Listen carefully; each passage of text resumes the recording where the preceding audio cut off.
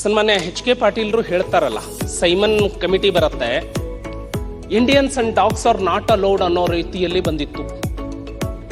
ಹೋಟೆಲ್ಗಳಲ್ಲಿ ಭಾರತದಲ್ಲಿ ಬ್ರಿಟಿಷರು ಹೋಟೆಲ್ ಅನ್ನ ಹಾಕೊಳ್ತಿದ್ರು, Indians and dogs are not allowed.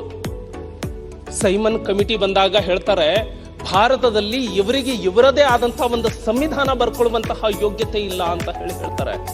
ಆ ಸಂದರ್ಭದಲ್ಲಿನೇ ನಾವು ಬರೀಬಹುದು ಅಂತ ಹೇಳಿ M.N. ರಾವ್ ಅವರು 1934ನಲ್ಲಿ the constitution of free India ಅಂತ ಹೇಳಿ ಮೊದಲು ಫ್ರೀಡಮ್ ಬಗ್ಗೆ ಮಾತನಾಡ್ತೀವಿ.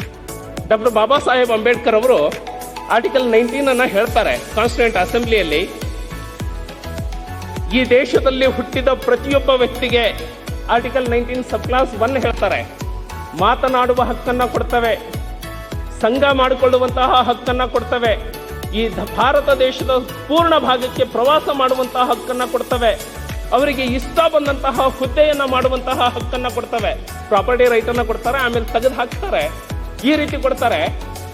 ಆರ್ಟಿಕಲ್ 19 ಸಬ್ ಕ್ಲಾಸ್ 2, 3, 4, 5, 6 ರಿಸ್ಟ್ರಿಕ್ಷನ್ಸ್ ಹೇಳ್ತವೆ. ಸಡಿಯೇ ಲಾರಿ ಅಂತ ಹೇಳಿ ಅಂಬೇಡ್ಕರ್ ಅವರಿಗೆ ಪ್ರಶ್ನೆ ಮಾಡ್ತಾರೆ, ಅಲ್ಲಪ್ಪ ಬಾಬಾ ಸಾಹೇಬ್ ಅಂಬೇಡ್ಕರ್, ಇದರ ಹೆಸರಿಟ್ಟಿದೆಯಾ ರೈಟ್ ಆಫ್ ಫ್ರೀಡಮ್ ಅಂತ? ಇಲ್ಲಿ ಫ್ರೀಡಮ್ ಎಲ್ಲಿದೆ? ಆರ್ಟಿಕಲ್ 19 ಸಬ್ ಕ್ಲಾಸ್ 1ರಲ್ಲಿ ಮಾತ್ರ ಫ್ರೀಡಮ್ ಕೊಟ್ಟಿದೆಯಾ?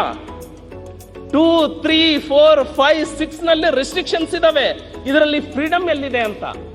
ಅವಾಗ ಡಾಕ್ಟರ್ ಬಾಬಾ ಸಾಹೇಬ್ ಅಂಬೇಡ್ಕರ್ ಅವರು ಉತ್ತರ ಕೊಡ್ತಾ ಹೇಳ್ತಾರೆ, ಎಸ್, ನಾನು ಮಾತನಾಡೋ ಹಕ್ಕು, ಸಂಘ ಸೇರುವಂತಹ ಹಕ್ಕು, ಪ್ರವಾಸ ಮಾಡುವಂತಹ ಹಕ್ಕನ್ನ ಕೊಡ್ತಾನೆ, ಆದ್ರೆ ರೆಸ್ಟ್ರಿಕ್ಷನ್ಸ್ ಹಾಕಿದ್ದೇನೆ. ಯಾಕೆ ಗೊತ್ತಾ? ಈ ದೇಶದಲ್ಲಿ ಇರುವಂತಹ ಪ್ರತಿಯೊಬ್ಬ ವ್ಯಕ್ತಿಗೆ ಫ್ರೀಡಮ್ ಬೇಕು ಅಂದ್ರೆ ಅವನ ಫ್ರೀಡಮ್ ಅನ್ನ ಕಿತ್ಕೊಳ್ಳಾರದಂತೆ ಇಡೀ ವ್ಯವಸ್ಥೆಗೆ ನಾನು ರೆಸ್ಟ್ರಿಕ್ಷನ್ ಹಾಕ್ತಾ ಇದ್ದೇನೆ. ಆ ಮೂಲಕ 39 ಕೋಟಿ ಜನರಿಗೂ ಕೂಡ ನಾನು ಸ್ವಾತಂತ್ರ್ಯವನ್ನ ಕೊಡ್ತೇನೆ ಅಂತ ಹೇಳ್ತಾರೆ.